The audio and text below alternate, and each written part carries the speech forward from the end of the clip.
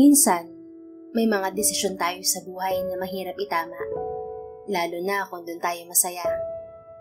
May mga tao ding dadaan sa buhay natin na magdadarang sa atin sa apoy. Unang-una ay binabati ko kayo at ang lahat ng mga tagapakinig ng Dear Amihan Story sa YouTube ng isang maganda at mapagpalang araw. Ako si Corinne, isang dalagan na successful na sa buhay. At ito po ang aking kwento o isang pangyayari sa aking buhay na sana ay kapulutan ng aral imbes na kainisan. 35 years old na ako at nagtatrabaho bilang isang marketing manager sa isang pribadong kumpanya. Bagamat nasa hustong edad na, ay wala pa rin akong asawa. Hindi naman sa pangit ako, pero masyado lang akong nabisi sa pagtatrabaho. Gusto ko kasing mabigyan ng magandang buhay ang aking mga magulang at ang nag-iisa kong kapatid na si Gwen. Na ayun, hindi katulad ko, si Gwen ay maagang nag-asawa. Kaya naiwan niya sa pangangalaga ko ang aming mga magulang nang magkaanak na siya at bumukod silang mag-asawa. Sa edad ko ay single pa rin ako. Hindi dahil nakatuon lamang ang buhay ko sa mga magulang namin. Kundi siguro ay dahil naiilang sa akin ng mga lalaki dahil sa pagiging masungit ko at mapili sa lalaki. Nagkaroon din naman ako ng ilang karelasyon. Pero sadyang malas lang yata talaga ako sa pag-ibig. Kaya naman walang nagtagal sa aking mga naging karelasyon. Seryoso naman ako at mapagmahal. Pero ewan ko ba at ganoon na lamang nila ako kadaling iwan. Tita, wake up. I don't want to be late for school. Gising sa akin ng pamangkin ko na si Chloe isang umaga. Ang sarap pa sana ng tulog ko ng araw na yon. Pero may maliit na makulit na nilalang na gumising sa akin. Pilit niya akong pinapabangon sa pamamagitan ng pagyugyog sa balikat ko.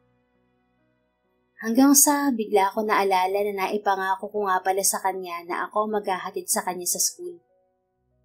Okay, baby. I'll take a bath na. Pupungas-pungas akong bumangon at nagpunta ng banyo para maligo. Faster, Tita Corinne. Narinig ko pa na pahabol ng pamangking ko pagpasok ko sa banyo. Napangiti na lang ako. Binilisan ko na lang ang paliligo at pag-aayos.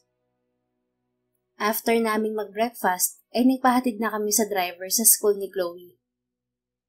On the way there, daldal lang ng daldal ang bibo kong pamangkin.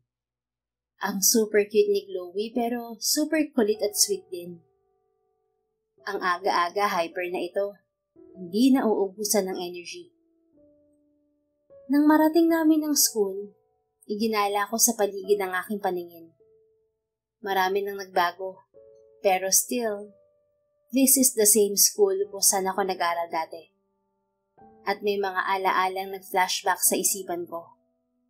My childhood days with them. With him. Yes, with him. Ang lalaking labis kong minahal.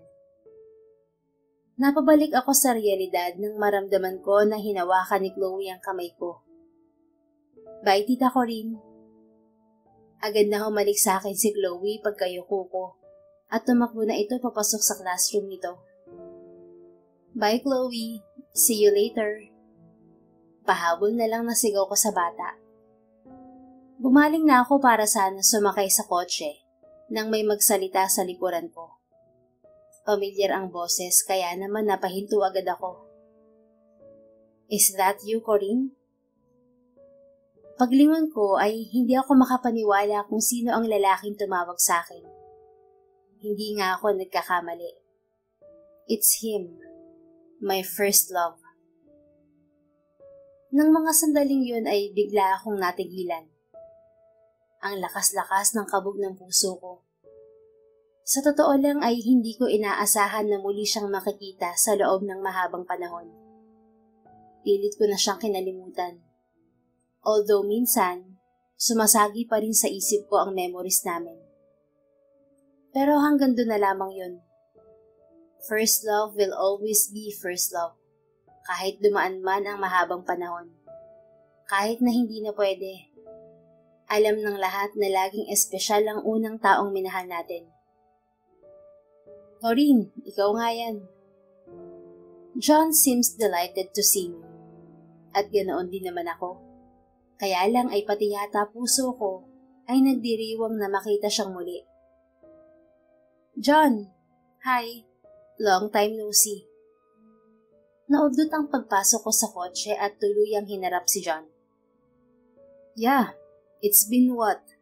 10 years? Excited na tanong ni John. Yeah, ang tagal na no? How are you? What are you doing here? Tanong ko rin sa kanya. Hindi ako makapaniwala na nakatayo siya ngayon sa harapan ko. Sobrang laki na nang ipinagbago ni John. Mas naging macho, gwapo at magandang manamit. Noon kasing araw ay medyo payat days pa namin. Dinalaw ko lang ang mga teachers natin. Nakausap ko kasi sila online when I was abroad. Kaya binilan ko sila ng mga pasalubong. Nakangiting tugon niya sa akin. Hindi na aalis ang mga ngiti niya sa labi. I see. Mabuti nandito pa rin sila, no? Lagi ko silang nakakausap kapag hinahatid ko ang pamangkin ko. Oh, pamangkin.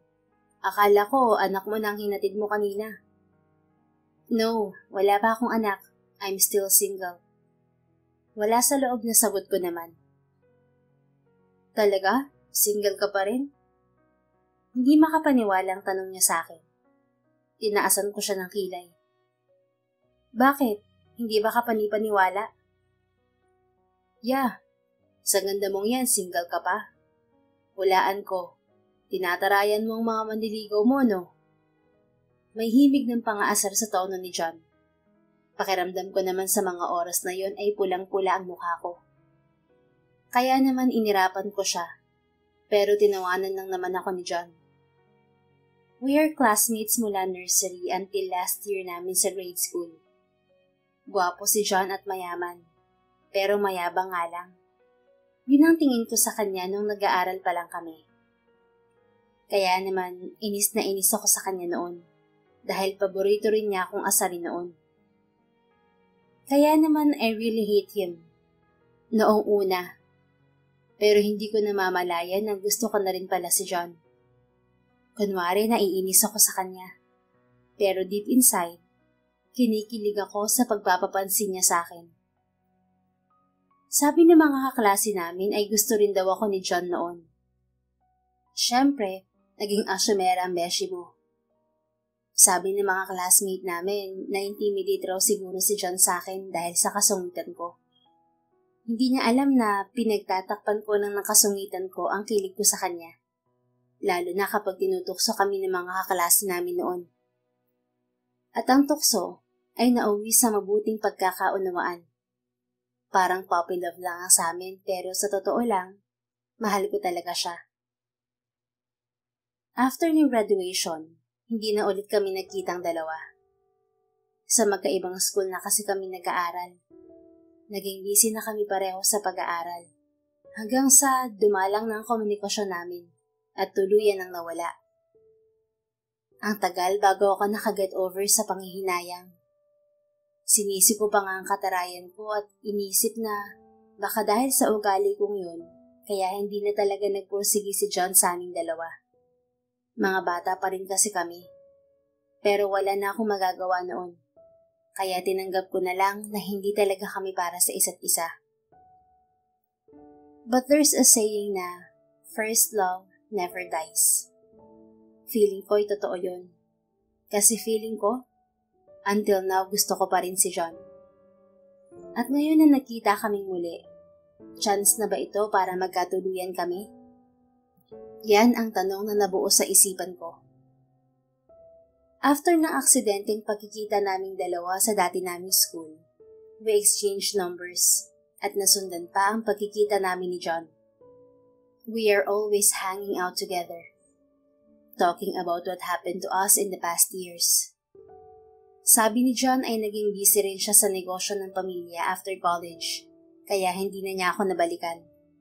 But he asked for my forgiveness at babawi raw siya sa akin. And I admit that I was enjoying John's company.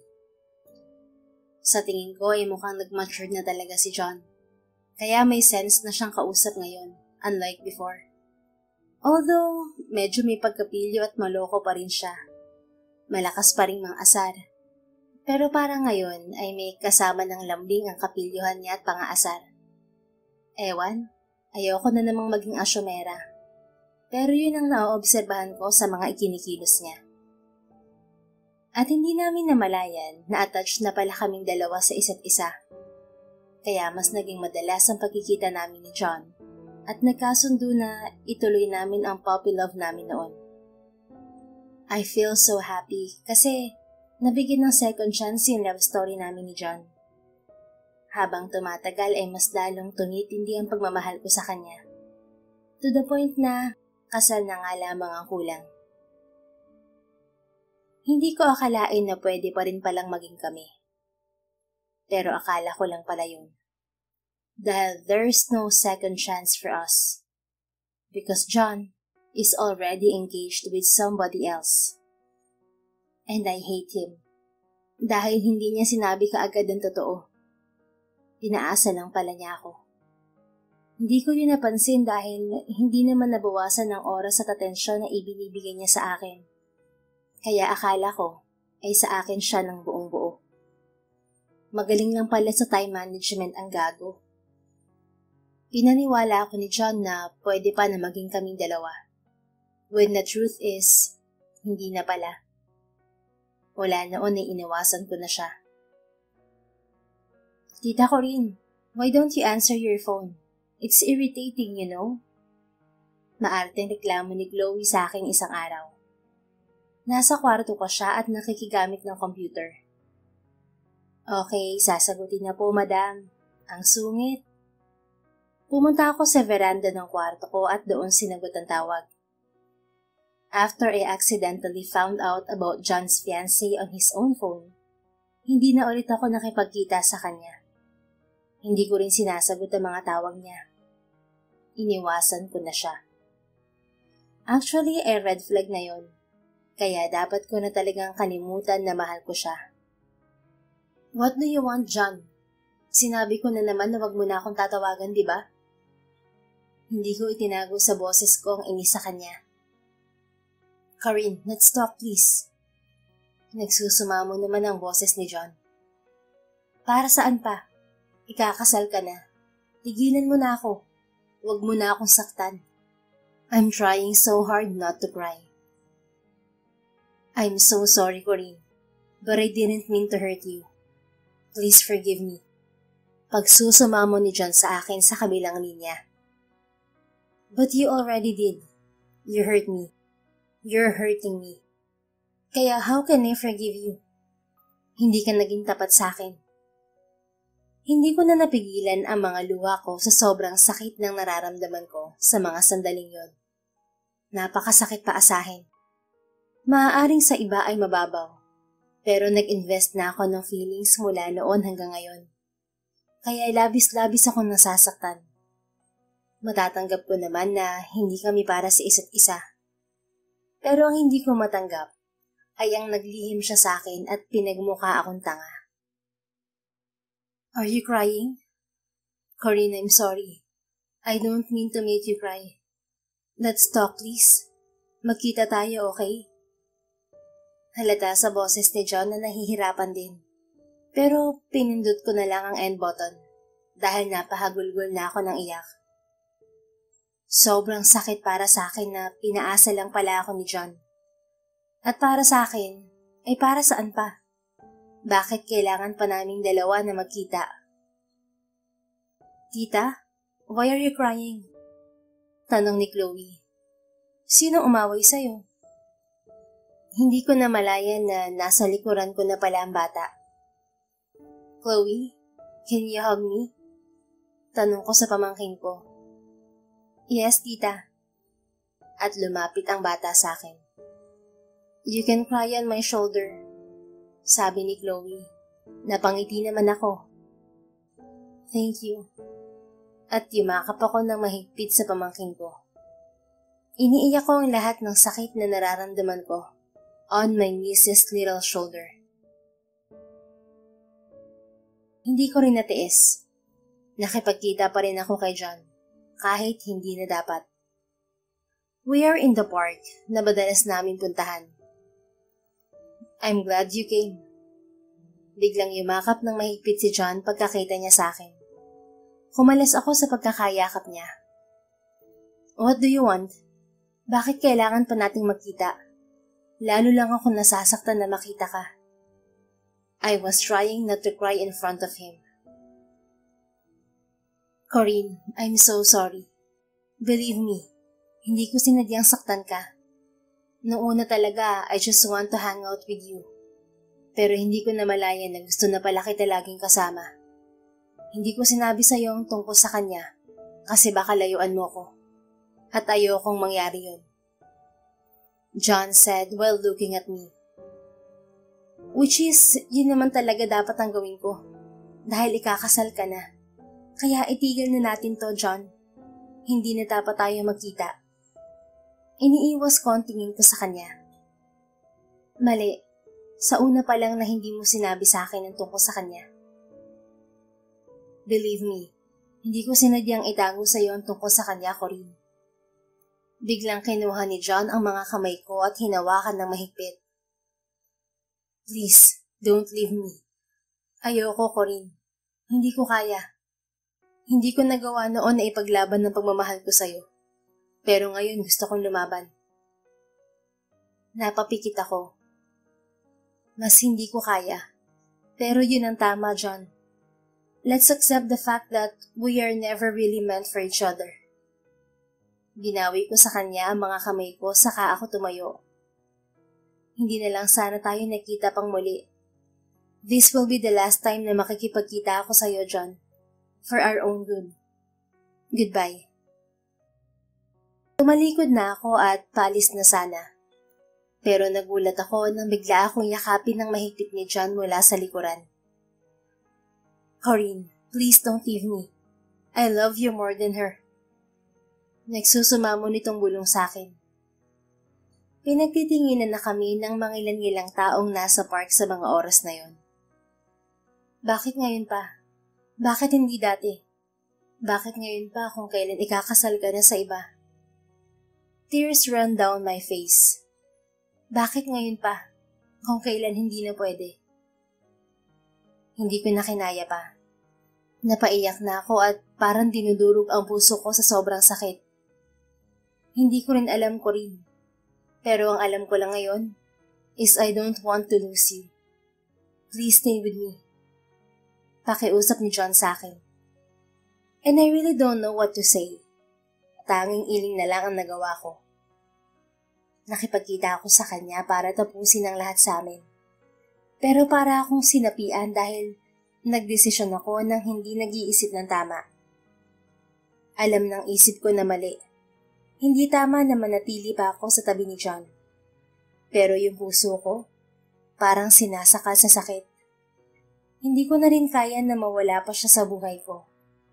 Pero kailangan kong magdesisyon. Pero hindi ko alam kung ano ang pipiliin ko na sundin. Kung ang isip o ang puso ba. At nagbulag-bulagan ako sa katotohanan. Sinunod ko ang dikta ng puso ko. Sa edad kong to, nagawa kong makipagrelasyon sa lalaking ikakasal na. Ang sabi ko sa sarili ko, baka naman sa huli, iwan din siya ng fiancé niya. At ako ang pakasalan niya sa bandang huli. Pinanghawakan ko ang sinabi niya na mas mahal niya ako kaysa sa fiancé niya.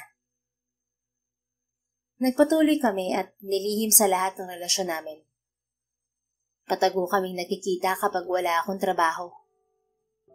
Nagkasya na lamang ako sa oras na pwede kami at kung kailan siya available at hindi kailangan ng fiancé niya. John, ano ba kasi to? Reklamo ko dahil kanina pa nakapiring ang mga mata ko. Isang araw kasi ay niyaya niya ako mag-date dahil day off ko. At pumayag naman ako dahil pagkakataon na naming magkasama ng matagal. Busy din daw ang fiancé ni John. Just wait, babe. Ito na, tatanggalin ko na ang piring sa mata mo. Dahan-dahang tinanggal ni John ang piring ko. Dahan-dahan ko namang idinilat ang mga mata ko at napanganga ako sa aking nakita. Surprise! This is our secret love haven. Niyakap niya ako mula sa likod. Like it, babe? Tanong ni John saka ipinatong ang baba nito sa balikat ko. No, I love it, John. Ang ganda. Sobrang na-amaze naman ako sa sorpresa na inihanda niya para sa akin. This is my dream house with him, of course. With him. With that thought, bigla ako nakaramdam ng takot at lungkot. Sa akin ba talaga si John? Until when? Alam ko na mali, pero anong magagawa ko? Mahal ko si John eh. Mahal na mahal. Sobrang mahal. Something wrong? May hindi ka ba nagustuhan, babe? Nag-aalalang tanong ni John sa akin. No, I love it nga, diba? Pinilit ko nang umiti sa kanya. So what's wrong? Why so quiet? Iniharap ako ni John sa kanya. It's just that I'm scared. Tugon ko, while looking at him. Scared of what? Of losing you. Hanggang kailan tayong ganito, John? Alam mo naman ang relasyon na meron tayo, di ba? Habang tumatagal, lalo akong nasasanay na nasa tabi mo. Pero paano kung bigla ka nalang mawala sa akin? Hindi ko yan nakakayanin yun. Ramdam ko na nagiinit ang mga mata ko. Naiiyak na naman ako. Hindi na maubos-ubos ang luha. Mula nang pinasok ko ang relasyong bawal, palagi akong natatakot at nakokonsensya. Dahil in the first place, ay hindi naman talaga sa akin si John, kung hindi sa fiancé nito. Shh! Huwag mong isipin yun. Hindi ako mawawala sa'yo. I love you. Hinalikan ako ni John sa labi, saka niyakap ng mahigpit. Just trust me, Corinne. I'm not leaving you. Trust me. Niyakap ko na lang din siya ng mahigpit at naramdaman ko na lang ang mga luha sa pisngi ko. Hanggang sa isang araw ay dumating na nga ang kinatatakutan ko. Prente ako nakaupo sa favorite restaurant namin ni John, and I am waiting for him actually. Ikaw ba si Corinne? Napatunghay ako sa babae na nakatayo sa harapan ko. Yes, do I know you? Bigla akong kinabahan upon seeing the woman. Parang kutob ko na kung sino to. Although, hindi ko naman kailanman tinignan ang picture nito sa cellphone ni John, o di kaya ay sa social media. I'm John's fiancé. Diretsang sagot nito. Para namang tumigil ang mundo ko sa narinig ko. Parang nabingi ako sa sinabi ng babae. Ito na ba ang araw na kinatatakutan ko na dumating? Ang araw na babawiin na sa akin si John? Hindi. Hindi pwede. Hindi ko kaya. Sigaw ng isip ko ng mga oras na yon. Can we talk? Tanong ng babae sa akin. Mukha itong mabait at maganda rin. And I can see sadness and pain in her eyes. Okay. Upo ka. Wala sa sariling sagot ko na lang. We talked and the woman cried in front of me, begging for me to let go of John. Pero hindi ko yun kayang gawin, dahil mahal ko rin si John. At hindi ko rin kaya na mawala ito sa akin. I have to go. Sana pagbigyan mo ang hiling ko sa'yo. Nagpunas ng luha at tumayo na ang babae. At ako naman ay hindi pa rin maabsorb ng utak ang mga sinabi sa akin ng babae. She wants me to stay away from the man I love. Monique?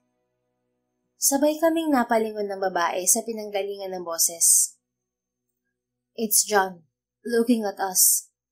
Fear and worry is written all over his face. Nang makalapit si John sa amin, nakiusap ito kay Monique na may sasabihin lamang sa akin na pinagbigyan naman ng babae. Kusa na itong umalis at iniwan kami ni John. Kung sa ibang babae yun, sigurado ay naiskandalo na ako at nakaladkad. After that unexpected scene at the restaurant, nagpaalam si John sa akin na uuwi muna sa kanila to talk to Monique, his fiancée. Natatakot ako at nag-aalala na baka hindi na makabalik pa si John sa akin. Pero I am holding on sa pangako niya sa akin na babalik siya.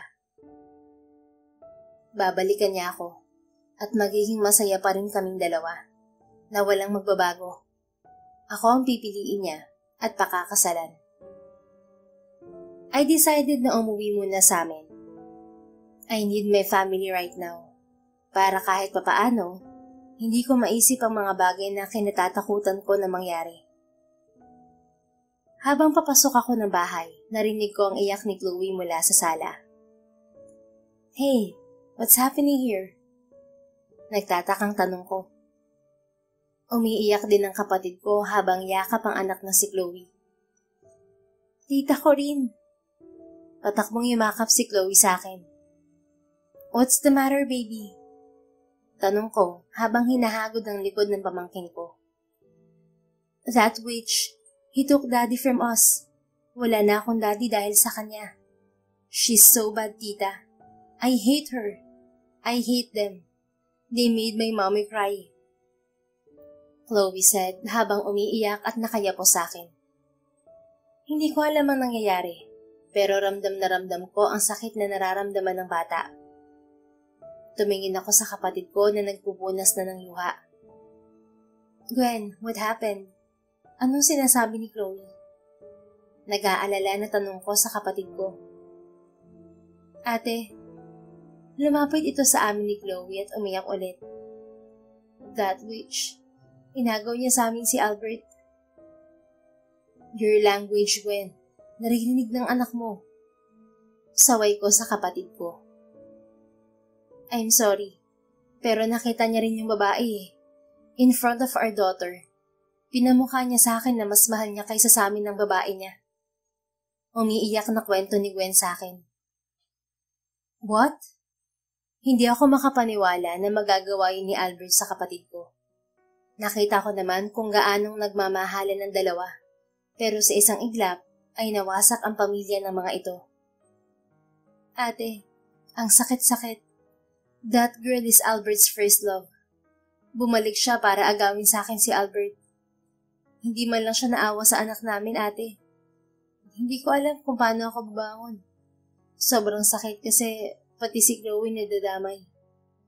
Kawawa naman ang anak ko. Hindi ko na maibibigay sa kanya ang kumpletong pamilya. Nakiusap ako at nagmakaawa kay Albert for the sake of Chloe. Pero desidido na talaga siyang bumalik sa ex niya. I can see that my sister is really hurting. She loves Albert so much. Mas lalo pa akong natunaw nang makita ko ang pamangkin ko na sobrang lungkot at humihigbi. Shh! I'm here. Kami ni na mom at dad. Hindi namin kayo pababayaan. Makakabangon ka rin after this, Gwen. Alam na ba ni na mom ito?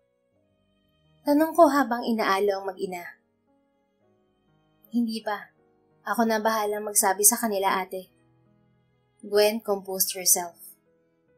Okay, Chloe. Stop crying na, baby. Don't mind what you saw, okay? Your dad loves you. And we all love you. I kissed her hair. Hindi pa rin tumitigil sa pag-iyak ang bata. I really hate her. She's a witch. I hate her, kind tita. I hate her. Inagaw niya ang daddy ko. Sigaw ni Chloe while crying. She's hurting too. Alam niyang hanggang paglaki nito, ay kikimkimin na nito ang mga nangyari. And it hit me.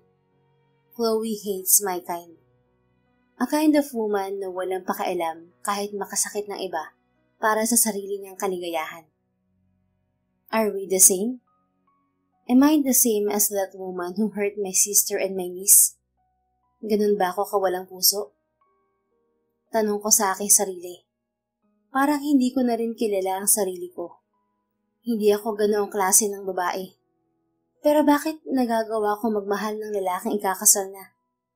Ganito ba talaga ang epekto ng pagmamahal? Kayang manakit at kayang gumawa ng mali? Sina Gwen ba ang sumalo sa nagawa kong kasalanan? Ang dami kong realization ng mga sandali yun. John called a week after niyang magpaalam noon sa restaurant. Sa durasyon na yun ay nakapag-isip-isip ako. I'm thinking about our situation right now. Babe, go home. Bumalik na ako. Sabi ni John sa akin sa kabilang linya. Ang tinutukoy niya ay ang lihim naming tagpuan na bahay. Marami kaming alaala sa bahay na yun. Doon, malaya kaming gawin ng mga gusto namin. Para kaming may sariling mundo sa tuwing magkasama kami sa bahay na yun. I'm already at home right now. This is my home, John. Sagot ko sa kanya. Babe, come on. This is your home. Our home. Umuwi ka na. I miss you so much.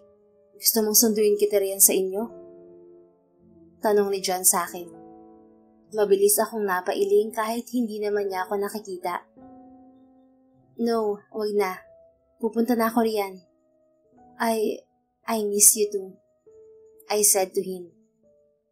Hihintayin kita. I love you. I love you too. I respond to him. Then, I ended the call. Mahal namin ang isa't isa. Pero alam ko na mali ang pagmamahalan namin dahil may nasasaktan kami. And I know that I have to decide now. I saw how hard para sa kapatid ko na si Gwen at sa anak nito ang ginawa ng asawa nitong si Albert sa kanila. At ayaw ko na magalit sila sa akin kapag nalaman nila na wala akong pinagkaiba sa babae na yon. Siguradong madidisappoint sila sa akin. Lalo na ang pamangkin ko na si Chloe. And I don't want her to hate me. Ayaw ko rin na makasakit ng kapwa ko babae. Kaya kahit mahirap, kahit masakit, I really have to do this. I have to decide. Corinne, niyakap agad ako ni John ng mahigpit pagkapasok ko pa lang ng bahay na pinatayo niya para sa aming dalawa. I really missed you. What took you so long? Tanong niya sa akin, saka ako tinitigan. Si Chloe kasi tinutopak na naman, kaya pinatulog ko muna bago ako umalis. Ngumiti ako kay John, kahit pilit lang. I see. Let's have a seat. Kumain ka na ba? Yeah, kumain na ako sa bahay. Ikaw? Busog pa naman ako. Sabay na lang tayo mamaya kapag nagutom ka. Okay. Niyakap ako ng mahigpit ni John. I really missed you. John, we need to talk. Napapikit ako. Hindi pa man, ay naiiyak na ako. About what? About us. Sabi mo rin kanina, we need to talk, diba? So, may sasabihin ka? Humarap ako sa kanya, yakap pa rin niya ako. Huminga si John ng malalim bago nagsalita. Yeah, we really need to talk. I have something to tell you. What is it? Parang tinatambol naman ang dibdib ko sa sobrang kaba. Parang ayoko nang marinig ang sasabihin niya. Mukhang nagdadalawang isip naman si John na magsalita. She's pregnant. Pagkasabi niya sa mga salitang yon ay niyakap niya ako. I'm sorry, Corinne. The last time na umuwi ako, she's there at may nangyari sa amin. Sorry, I cheated on you. Forgive me, please. Ramdam ko na nahihirapan din si John. Pero mas nahihirapan ako. Parang sinaksak ng maraming karayom ang puso ko sa mga sinabi niya ngayon sa akin. Natulala ako at ilang sandaling hindi makakibo. Wala nang pag-asa na piliin niya ako. She's pregnant. So, mas may sapat na akong dahilan para tapusin ang relasyon naming dalawa ni John. Corinne, hindi ko na malayan na umiiyak na pala ako. Umiiyak na naman ako. I'm so sorry. Pinunasan ni John ang mga luha ko at hinalikan ako. You don't have to say sorry. You're not cheating on me. Kasi sa kanya ka naman talaga eh. Ako nangaagaw, hindi siya. Sa kanya kami kasalanan. Tuloy-tuloy ang agos ng mga luha ko. No, I'm yours, Corinne. I love you. Ang sabi ko naman sa'yo, aayusin ko ito, di ba? John cupped my face and kissed me again. John, nakapagdesisyon na ako. I'm letting you go. Napapikit ako sa sobrang sakit. What? Corinne, you don't have to do this. I love you. You can wait for me naman, di ba? I saw the pain in his face too. Umiiyak pa rin na umiling ako. No, I can't, John. Wala na akong dapat hintayin. Magkakaanak na kayo. Ibinabalik na kita sa kanya. Panagutan mo ang anak mo. Masakit pero ito ang tama. No, don't do this to me, Corinne. Mahal na mahal kita. I can't afford to lose you. Hindi ko kaya. Aksidente ang pagbubuntis niya. Sinabi ko na rin sa kanya na ikaw ang pinipili ko at susustentuhan ko ang anak namin. Niyakap ako ni John ng mas mahigpit. Let's just accept na hindi tayo para sa isa't isa, John. Hindi tayo magiging masaya kung may nasasaktan tayo at may madadamay pa na bata. Let me go. This is the right thing to do. No way. Ayoko. Hindi ko kaya. John faced me and I saw na may mga luha na rin ang mga mata niya. Lalo akong nasaktan. Lalo akong nahihirapan sa nakikita kong kalagayan niya. Mula noon, ikaw lang ang minahal ko, John. Sinubukan ko magmahal ng iba, pero ikaw pa rin naging standard ko sa isang lalaki. At noong bumalik ka sa buhay ko, naging masaya ako at pumayag sa setup natin. Pero kailangan na natin itong tapusin. You're going to be a father now, and you're going to marry her too. It's killing me. I have to let you go. But I already decided. This is the end of our story. I'm gonna treasure our memories together. But this is the last time that I am going to say this. I love you, John, and goodbye. I kissed him with all my heart. This will be the last kiss na babaunin ko kasama ng mga alaala naming dalawa ni John.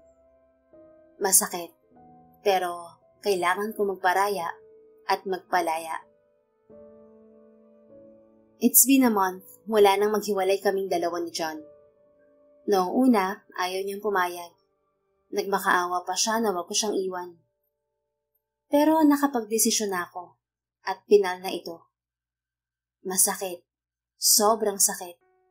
Pero yun ang tama. Kaya pinanindigan ko ang desisyon ko. Nalaman din ng pamilya niya na inuurong niya ang kasal nila ni Monique. Pero hindi pumayag ang mga magulang nila sa desisyon niya. Lalo na at magkakababy na sila. Kaya wala rin choice si John. Narinig ko sa common friends namin na tuloy ang kasal ng dalawa. Alam ko na magiging masaya rin si John kay Monique at matatanggap din niya na hindi kami para sa isa't isa. Mukhang mahal na mahal rin ni Monique si John dahil sa kabila ng natuklasan nito na may ibang mahal si John, hindi ito sumuko. I know that I made the right decision. I made the wrong decision before at ayaw ko nang maulit pa yon. Hindi man ako masaya sa ngayon. Alam ko na someday, makakalimutan ko rin si John. Mahahanap ko rin yung lalaki na para sa akin. Yung wala akong masasaktan. At hindi rin ako masasaktan. But I will always remember that once in my life, I had the chance to be with my first love. Kahit sandali lang. Pero hanggang dun lang yun. Kasi hindi kami ang endgame ng isa't isa. At tanggap ko na yun. Ito po ang kwento ng aking unang pag-ibig. Umaasa po ako na sa susunod, kung magmamahal akong muli ay siya na talaga. Hindi na ako magkakamali at masasaktan at makakasakit ng iba. Alam ko na maraming magagalit sa akin. dahil pumayag akong patuloy na makipagrelasyon noon kay John. Kahit pa nalaman ko na may fiancé na siya. Pero inaamin ko na nagkamali ako. Hindi ko na nahingi ang kapatawaran ni Monique. Pero sana ay mapatawad niya rin ako. At sana ay maging masaya sila ni John, kasama ng mga magiging anak nila. Habang ako naman ay patuloy na aasa na balang araw, makakahanap din ako ng isang John na magmamahal sa akin ng totoo at ng walang kahati. Sa buhay ay magkakamali at magkakamali tayo, dahil walang taong perpekto sa mundo. Ang mahalaga ay natuto tayo na itama ang mga pagkakamali natin, kaysa patuloy na manatili doon, kahit na alam naman natin na mali. Ang mali ay mali. Huwag natin itong ipilit na maging tama dahil lamang doon tayo masaya. Mas magiging masaya tayo kung magaan ang dibdib natin at alam nating wala tayong taong sinasaktan at inaapakan. Kaya sana ay may matutunan kayo sa kwentong ibinahagi ko. At dito na nga nagtatapos ang sulat ni Corinne.